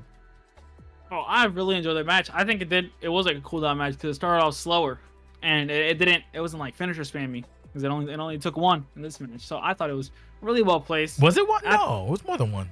No, it was one. It was one? It was one and done, baby. Oh shit. He missed the Carcos a handful of times. Like I said, I think coming off of like the high, I think to like get into it, and then you kind of re-engage with the back half, whereas it was the last like 4 matches? Yes. 3. I thought it was really well done, and I really enjoyed this match a lot because I enjoyed both these people. But unfortunately, the person I enjoyed more didn't win. I wish I could be as brief as Maxx, but yeah, like this was match of the night. I mean, we're gonna talk about more matches later. This was match of the night, and French 5-Star Factory. It's unbelievable what he's able to do from a storytelling position in a comp format. It's crazy. Not just him, but B17 as well. Both of them are so tremendous in their like instincts of when to do certain little things that put the matches over the top. Rust, I gotta tell you, that sequence where you did where you rolled into the air raise crash, but you stopped it short into the fireman's carry, put him on the top rope, and then did the power bomb was the single greatest segment in any OCW match I've ever seen. Over, Jake. And that wasn't the only, and then into the pin, the desperation, like it was unbelievable. This was a perfect match. It was exactly what you needed it to be, and like making a big deal over my one fucking comment. It when wasn't I said, like, just you, B. It's not about this you. match. but I said it first, and then it blew up into this whole other thing where, like, I said, oh man, a match of B17 and Rust Cole's caliber, I would expect to have a bigger build, and then they're like, oh yeah, and then B17's like, I am so sorry for not having a build that could do. I'm like, dude, it was an innocuous comment. I was fucking zooted at 2 a.m. Like, get over yourself. You have the power this now, Jake. This match delivered on a level I was like, and I hold both of these men to a high regard. It delivered on a level I couldn't even imagine. It was the match of the night, no question. Let's move on. Russ, it's your you just said fuck you, Russ. It's your match. Sometimes even I think my match is match of the night, but this time I don't think it's match of the night. No, I don't. Sometimes it is. It's just not me just jacking off myself. It's just this time I don't think it's match of the night. I'm glad Jake. No, I'm glad Jake and everybody else, because in the VP everybody was very positive about it. I love playing Adam. It's been a long time since we wanted to do this back in the day, but like 2 years now, 3 years, because the last time we fought, he was in Cash Unity still. So one thing I picked up in the match was like everybody in the Twitch conversation was like, oh, well, why didn't he go for a ground move after he went for? Because you're not a piece of shit. Move. Yeah, and I was almost done, but he was like, in even private after that, it was like, I won't, stomp you after a sig when I can go for a finisher smoothly. It doesn't make sense, So we weren't stun chasing or anything, and people in chat were like, "Oh, why?" And nobody does that, by the way. Yeah, why wouldn't you do that? It's just no, we don't do this. That's why you don't see any stun moment in the match. I like the build in the match, inside the match.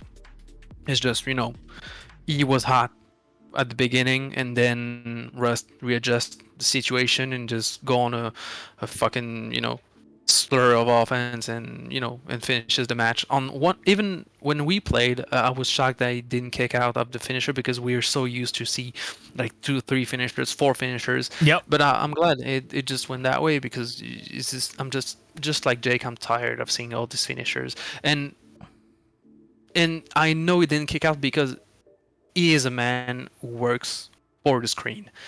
He could have kicked out at 0, but he wanted to have a 2 count at least, but he missed it on the 3rd.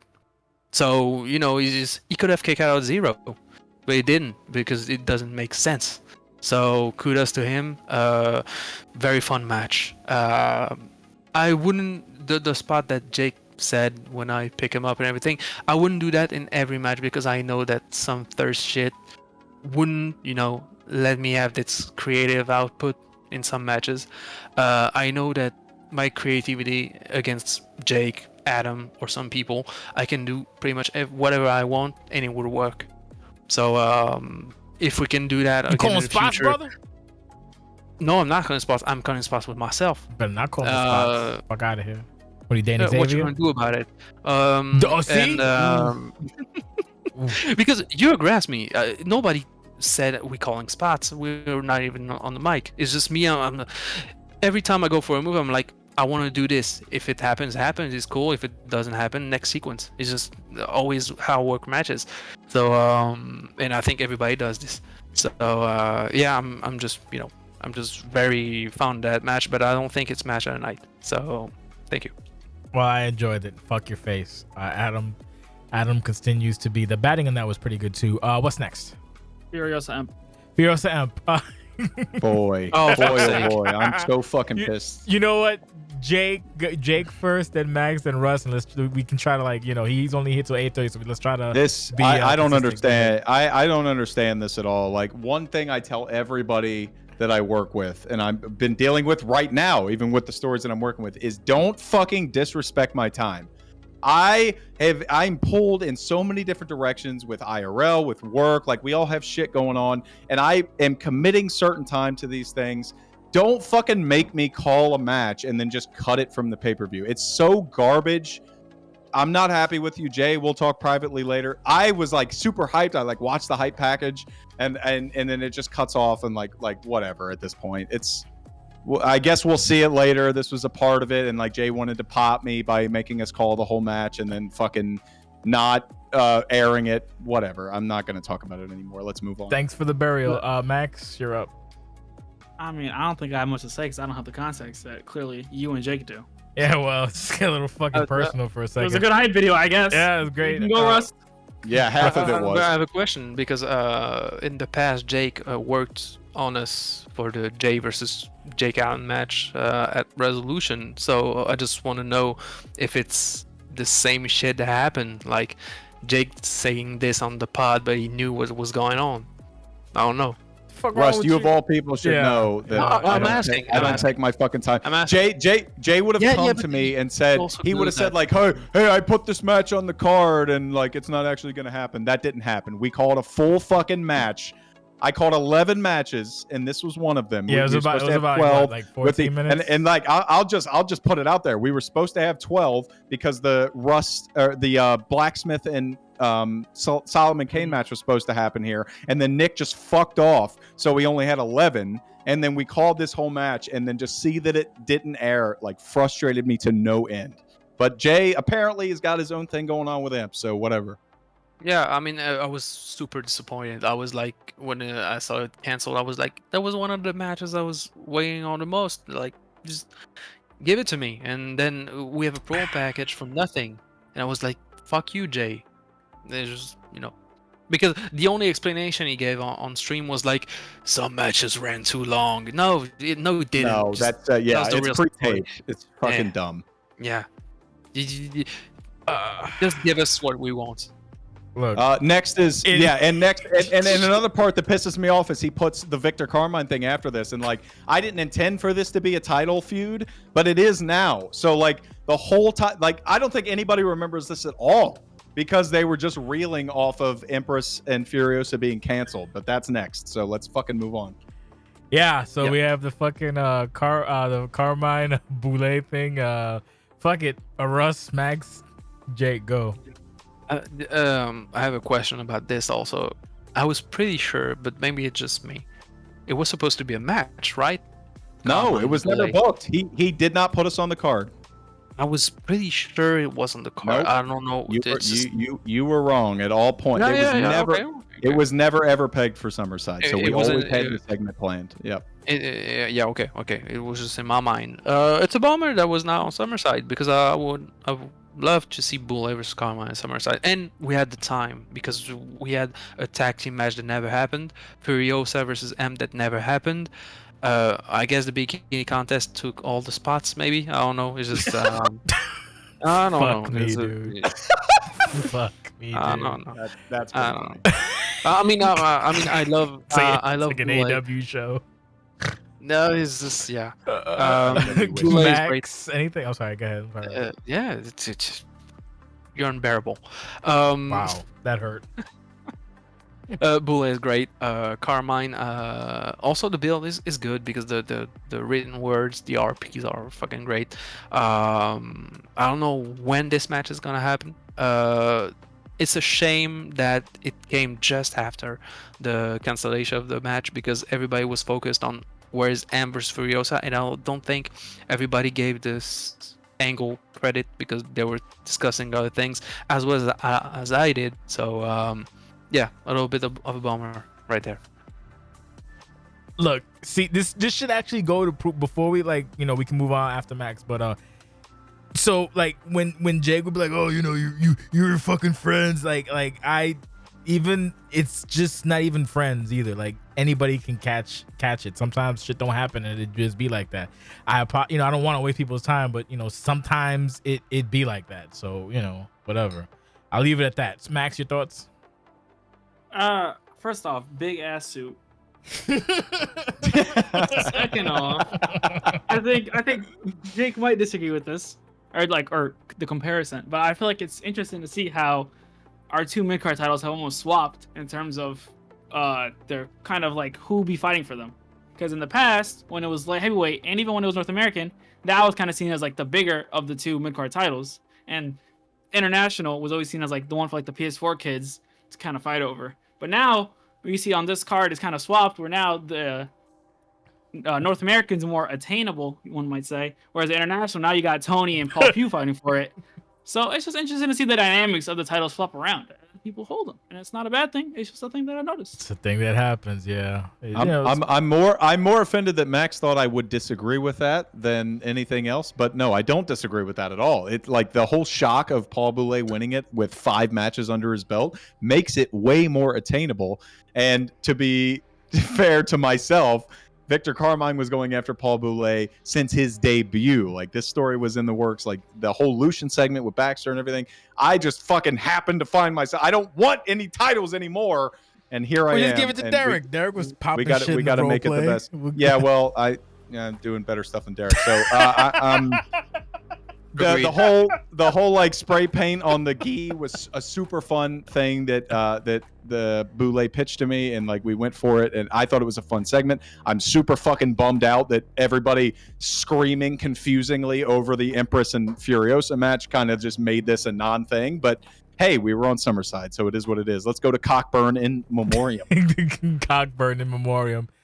I don't know what to say about the Cockburn in Memoriam. Ride the brine, Cockburn. The Cockburns are coming, I guess, and I don't know how it's gonna work on Twitch or YouTube.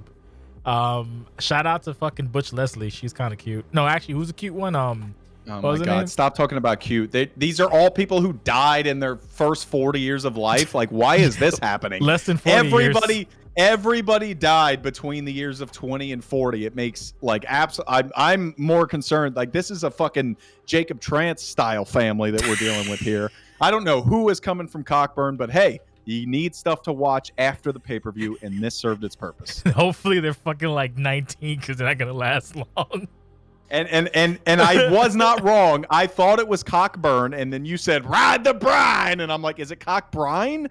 And like, no, it's Cockburn. Is it Cockburn? I think it's Cockbrine, bro. It's Cockburn. B-Y-R-N-E. It's B-R-Y-N-E. No, B-Y-R-N-E. You sure? It's your YouTube video. All right, well, fuck it. Maybe I fucked up on YouTube. I thought it was Brian. No, you didn't fuck up anything, because I know for a fact you copy and paste the submissions. It's Cockburn. Let's fucking move on. I'm running out of time here. Okay. Anybody have anything to say about the Cockburns? Get tested. I have no idea what you're talking about. He said get tested. I have no idea what you're talking about. No fucking idea. That is hilarious. I'll link you later, Rusty. What's next? Claudio Paul Pugh, Tony Everett. Oh, Paul Pugh, Tony Everett. Yes. I'll let Jake start, then Max the thing. I like the match. Fucking Pugh. Like, I wish I did the betting a little later so to show Pugh turning him orange mad early so people would get fucking shook, but it is what it is. People didn't have faith in Paul Pugh. I didn't have faith in Paul Pugh, but it kind of came down to it. I think if we had the older rules, Pugh may have been fucking champion, but I digress. Jake, go ahead. Yeah, I love this match. I still think B17 and Russ Cole was the match of the night, but this had a lot of the same kind of notes. Everett has kind of worked the same matches since he's become the new deal, where he really gets out to a hot start and then a comeback happens and then he gets kind of flustered and he gets the heat while he's flustered, and then he's like, all right, time to swing out my schmeat, and then he does that. He slaps him with the flaccid dick and he puts him down. This was that, but like on a more grandiose scale. After the pedigree happened, Antonio Everett flipped a switch, and it was like amazing. And like, it's one of the reasons I was like, oh no. And Antonio Everett is not a world champion right now, but he may be the most like impactful for me in the Fed right now. Yeah, the prestige he's putting on the international championship is unlike anybody else that has ever done it. Max, you're up. Rust, I'm gonna fuck you up. Sorry, Max. Go ahead. We can talk about Tony Everett being so good, but he's only doing it from the shoulders of Kareem Franklin. All right. And then the second the thing, shoulders of Kareem Franklin. That's right, the strong shoulders of Kareem Franklin. Oh fuck me. So this is something that you really might disagree with, and that's I think this match was better than Pugh versus H2O. I really liked this match. Really? Okay. This was my favorite of Pugh's recent match. I really liked what I saw. The build for it was kind of weird and interesting. I was like, oh, okay. But yeah, I really enjoyed the match. I thought it was placed pretty nicely. Although I am disappointed though that, and this is the theme for the rest of the show, but I'll say it for right now because I don't have a whole lot to say. And that's like, I would have liked to see more hype packages throughout the show, especially for the title matches. You know what? I kind of agree with you, but at this point, my thing is like, I don't have an excuse for it, honestly. I agree with you, but I mean, it's not your fault. So no, it's not. But it's like, oh shit, hold on a second. Rust, you're up. I think my package is getting stolen. Be right back. All right. What the fuck is happening? Okay, fucking entertaining match. I absolutely love that match. It was great. I know that Pug has been better on the sticks because we play from time to time because he needed some training to keep up with, Callum was a beast at the game. So, very well constructed match. I actually didn't know which way it was gonna go because it was very even till the very end. At the very end, I think Tony got a little bit of edge on Pugh, who seemed to gas out a bit, but great match, great fucking match. It's just nothing else to say. The Pugh entrance was beautiful, and the prestige of the international title around Tony's waist is grandiose. Some will say that it's even how can I say this, bigger than maybe one or two world titles. I don't know. It's just it feels like a world title when Tony is having it, so it's great. I agree. Jake, any final thoughts, or should we move on? I have no final thoughts. Let's go to Claude Hall's apology. You can start. Yeah, Claude Hall, all of it, like the big payoff that his not being employed with OCW, and he has these several segments where he's trying to pitch these products that he is branding, and to find out that they fell off and like weren't successful and he has to come like begging back to OCW was a tremendous way to play this whole I'm not employed by OCW story anymore. It certainly is much better than playing the whole story and then just not giving a payoff, Nick. But for Claude Hall, this whole apology segment was exactly what it needed to be. The ending where fucking he gets interrupted, and maybe that is the feud that we end up getting with C-Note. That maybe that's C-Note's way back into kind of the present status, because he's been kind of walking around with threatening every champion. Claude Hall is obviously a former international champion, so this is a good like stopgap for him until he finds his moment to cash in. Rust? Yeah. Maxx is taking your spot. Don't worry. Good segment. I liked it. Just one thing, the C-Note theme is very sensual. Like it's so Claudio's in the ring. sensual. It's too much. I was under the impression that there was something deeper going on between Claudio and C-Note, to be frank. And it's just it's just I don't know. It's very like. It's C-Note, and like I said on stream, C-Note was out there making judge for the bikini contest, and once Claudio is tapping his cheek in the ring, he comes out. It's a little sus, but I'm not judging anything around CW. As for the voice promo, it felt very with the laugh and everything, it felt very natural. Like it was actually speaking on the mic, and to Claudio, it didn't feel like he was reading a prompt or anything. So I liked it. I like that the voice promo now are more human than before, and it feel not out of place instead of words and lines sometimes. So, I'm not mad at C-Note getting after Claudio because I didn't see it coming. So we'll see. We'll see what happens.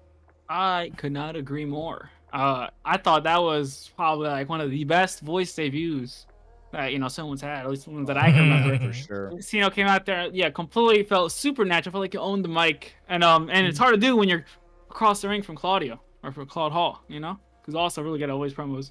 Similarly, I thought this is a very interesting direction, kind of what Jake was saying, to take this kind of angle, like the whole being fired angle, and to have that be the crux of kind of a character change where Jay has effectively humbled Claude Hall. Because he saw it's like, I don't need you. I can make it without you. And now he kind of comes back and he's, he's apologizing. Whether that's sincere or not is to be determined. But I thought that's a very interesting angle to take because now it seems like he's more positioned as a face going up against C-Note. And I think this feud will most certainly be a banger. Well, before we proceed, number one, he didn't wear a suit, which is fucking very unprofessional, annoying. Number two, C-Note did amazing on that voice promo, fucking killed it. Holy shit! Why don't we get more of that? Less is more. That was like 20 seconds of greatness. And number two, Claude hasn't been hired. He paid for an appearance per the press release, so he's not, he's just showed. This is just you saw him today. That's it. He apologized. Congratulations. Next time wear a suit without your titties hanging out, and we'll see what happens. But he's not employed by the OCW, and Cena gladly to put his hands on him because that would have been a liability. Moving right along, we have the women's championship. Yes, the hype pack in the championship. Let's encapsulate them because Jake is actually right. I thought we were gonna beat the time zone, but we might not for him at least. I think we can. Okay, well either way, the women's title. The hype package was fucking beautifully well done. Used it. I liked it. It gave credence to all the women that you were able to find in the past. So that's good. Good. Also, the match itself, incredibly back and forth. I already made a joke about attire, so I won't make it again. But I kind of did. But whatever. But no, fucking Deborah was on point with the attire. Obviously, I was into it. Sue, not so much. Match itself back and forth down to the fucking wire. I thought it was one way, but not the other. The gambling kind of reflected as such. Either way, we have a brand new World's Women's Wrestling Champion and a nice new belt and a good celebration. And from Queen of the Indies to fucking OCW World's Women's Wrestling Champion, you love or hate to see it, I guess. We will do Russ, Maxx, and Jake go. Fucking great entrance for Debbie.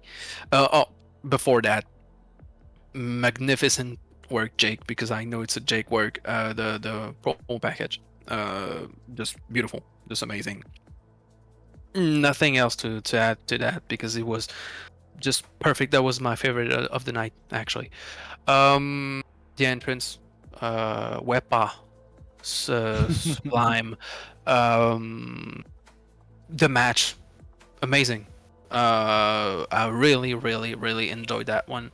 It was a very cool match. Could have gone either way. One nitpick, I wish that Jake run the ropes before hitting that big boot instead of taking 2 steps back, but that's very nitpicky. And I love that Debbie won because that's who I wanted to win. Made the most sense to me, but I wouldn't have been mad if Sue won either. It's just that, and the new Intercontinental, the new Women's Championship looks great. Maxx. That was intentional, but It was definitely intentional. regardless, the hype package, I think Jake did a wonderful job, specifically with the balance of it, where there was a balance on the title and its history, and then the history of the two challengers. I thought that was a really well done balance.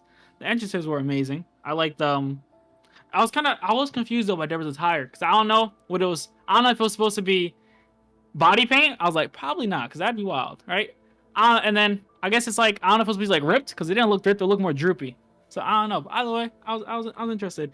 After the match, I could probably agree with Rust. Where that beautiful match, the nitpick, sure. As for the women's belt, I have an issue with the women's belt, and I wish that OCW logo was gold in the middle. That's me. That's my nitpick for the belt. It was a great match though. Jake. Very good. The hype package, it was one of my favorites I've done recently. I re-rendered it a million times to add different things, especially the words over the top, to try and kind of one of my big things is trying to tell a story with just music, because WWE, AEW, they all have voice promos to do this, but we don't have that. So I really have to use music to do a lot of that. I heard the orchestral version of Toxic by Britney Spears, which is what was used, and I'm like, yeah, I can fucking work with this. So I just closed my eyes and listened to it for a while and figured out the direction I wanted to go. I think it worked out well. I'm a big fan of the way that the hype package turned out. The match itself, when we recorded it initially, I'm like, my God, Jamie, we tore the fucking house down. And then I watched Ambition, and then Jay and I called the matches, and I'm like, oh no, the game is broken. That's why. So that's why all the kickouts were happening at 0, and that's kind of when my realization happened that we needed to get in front of all this. But even with all that said, with the whole show as it's being presented, it did work out to tell the story that we wanted to tell. The finish happened so naturally, with the eye poke that literally started the match, and it ended the match with the 718. The belt itself is frustrated me entirely, because I spent so long trying to re-render it. I commissioned for this to be made. A good friend of ours, who I'll wait until they're ready to be named, made this for us. So I'm not talented enough to make it. The gold on the front is actually not a bad idea. Maybe I'll go in and fix that for future showings. But the match itself was incredible. What I wanted to say was a couple things. I've been notified about this many times, and I promised that I would clear it up. First and foremost, everything that you saw prior to tonight was 100% planned to happen the way that it did. Anybody that's ever feuded with me knows that I will give you a fucking full-ass document of an outline, all of the weeks that lead up to it. Like, here's our plan, bang, bang, bang, and we can change it from there. But I am laying it all out ahead of time so that, because I don't have time to waste unless you're Jay and you want me to call a 14-minute match that's never going to air. I don't have time to waste. So I lay it out all ahead of time. And I got a lot of people on the Go Home show message me. Not a lot, 3. I had 3 people message me on the Go Home show and like, oh, congrats, Jamie mailed it in because he lost. He just put a promo room on the Go Home segment. Now, motherfucker, that was 100% planned in order to get Sue and Tara out of the arena to make it make sense when Deborah did the fake Tara entrance, the Shawn Michaels thing. So anybody who thought like, oh, Jamie mailed it in because he lost, you're an idiot. It was all planned. You got worked. Congratulations. Sue not coming out with an attire, that was because of Jamie's IRL. You're going to have to ask him about that. As far as Deborah's attire, I'm very proud of it. I've come, in my opinion, a long way from being terrible at making attires. I have a theme for all Deborah attires that she has ever worn ever, that if you understand it, you understand it. If you don't, you don't. That's fine. I just hope you enjoy it. The journey, though, like, I can't lie to you. The journey from the 2020 match against Ashley Moore to right now, 3 years ago, like, I've wanted this. Tara never was able to get it. So for me to walk in with Deborah and pick it up here with the new belt is fun. And hopefully the future feuds that we have going forward will be fun. Okay, we got hold up, what the whoops, there we go. I was muted for a second. My fucking package was stolen, so I'm fucking pissed off. But so now there's no fucking hype package, so we have Rex versus Doc. Pretty much what I expected, a fucking fight, basically, and it was a fight from top to bottom. I don't know what to really say about it. It was a great match. It's been 4 years since Doc was champion, so now he's the current CCW champion, which is crazy. Rex is a 4-time champion now, or having lost. So if he ever wins it back, he'll be a 5-time CCW champion. Fucking, I don't know. Like, it was a good fucking good. It was very in your fucking face, and like Doc is not fucking around at all.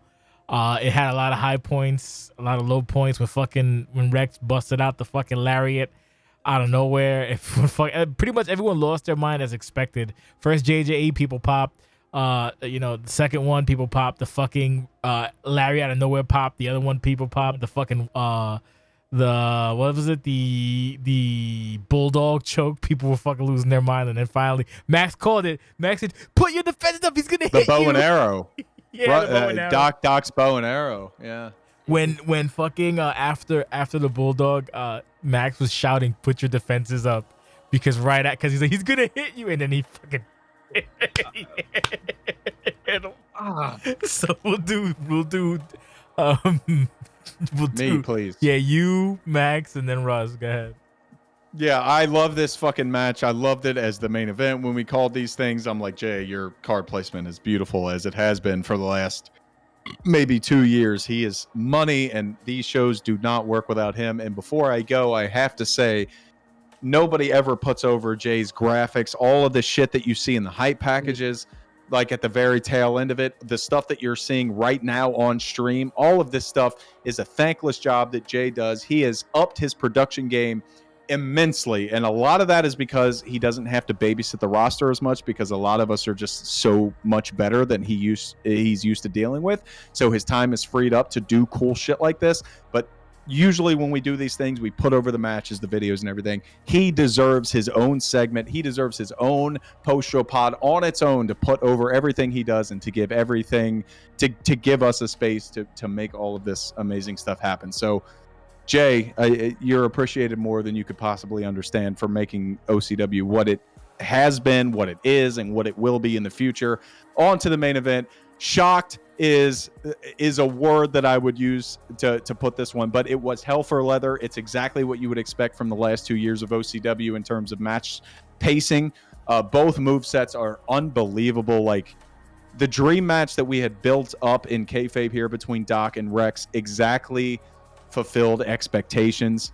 That moment that you talked about, Jay, where he gets hit out of the bow and arrow and you're like, oh my God, Rex is in trouble. And then he fucking drills Doc with the lariat. Amazing. He hits Doc after the stun with the lariat. It's 2-2. He's able to pick it back up and hit the JJE. It was exactly what you wanted out of a match of this style. New CCW champion, new women's champion, new OCW champion. The future is weird and scary, and I don't like it. Rust. That was my match of the night. Because, you know, just the implication and the hype I had before the match even happened. Card placement was beautiful. It should have been the main event. It was the main event for a reason. It not only did it live up to my expectation, it surpassed it. So yeah, it was just beautiful, just beautiful. And Doc was a house of fire.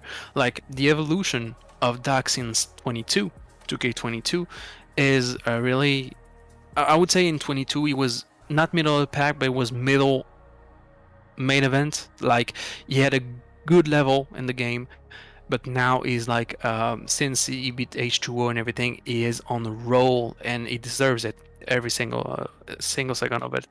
And I was actually shocked that he almost manhandled Rex. Almost of it. It's just, you know, you don't see that very often because Rex is a fucking animal. When you see what he did to Quartz and everything, it just battered Quartz so much that he had to turn blue. It's just, you know, it's just Doc now as the world champion hasn't happened in like 4 years, maybe? 4 years. Yeah, 4 years. 4.5 years, man. Because he takes things slow at his own pace. He needed a break. He needed to be far off OCW for a while. He came back, but slowly on his own time, and now it's his time as a world champion. So I'm excited to see where he goes from there. The Allied power stays strong at Summercide. So yeah, I'm pretty happy about the whole show as a whole, and this match was a banger. Was a real banger. Maxx. I think Doc has two big tasks ahead of him now. His first one, he has to throw a whole lot of merch. And the second one, he has to make a whole lot of merch because the king has finally got his crown, and that's what we saw tonight. Super King. I also think that it's kind of hilarious how both of these people are the reason we basically had Perfect Storm. Yeah. So you know that could have been a main event, a TV main event at some point. But I was also really happy with this match. Comparing the two matches between V17 and Russ and this one and Rex, I'd probably I think I was way more emotionally invested into King Doc and Rex. So I guess just off of my own reaction, I'd have to put this one above it. But it was an absolutely amazing job. You know, from the entrances, Doc coming out in the robe, which is something that's like so obvious, but like he's never done it in this whole time, so it means something that he's done it now. It was really a coronation, so to say. If he comes out with a fucking scepter, I'm done. And then Rex, you know, obviously his entrance always hits hard, and the match was always gonna hit harder. And we saw that it was kind of just blow for blow. And right up until the end, you know, nobody knew it was up on his feet. Obviously, I knew somehow, you know, what was about to happen at the very, very end, but it really was either guy's game. And I'm glad we have the era of Kang. The era of the fucking Kang is here. So. Yeah, like I said, good fucking overall show. So closing thoughts, and then Jake can get the fuck out of here. Jake, Maxx, Russ, go. Closing thoughts. I thought it was a great Summercide. Overall, I was a little bit concerned coming in. The first half of the show is a little bit like touch and go, depending on how you go. After that fourth match, like once you hit that second half, it's really terrific. I think Jay's pacing, like I put him over so much so far, but like Jay's pacing, like putting segments where they should go is terrific, and it helps break it up and make it a little bit more accessible, I guess is the right word. So I thought it was a great Summercide. Probably not the best ever, but we are fucking rolling now, and we're going to come back for Turmoil 302 on September the 8th. Yes, Maxx.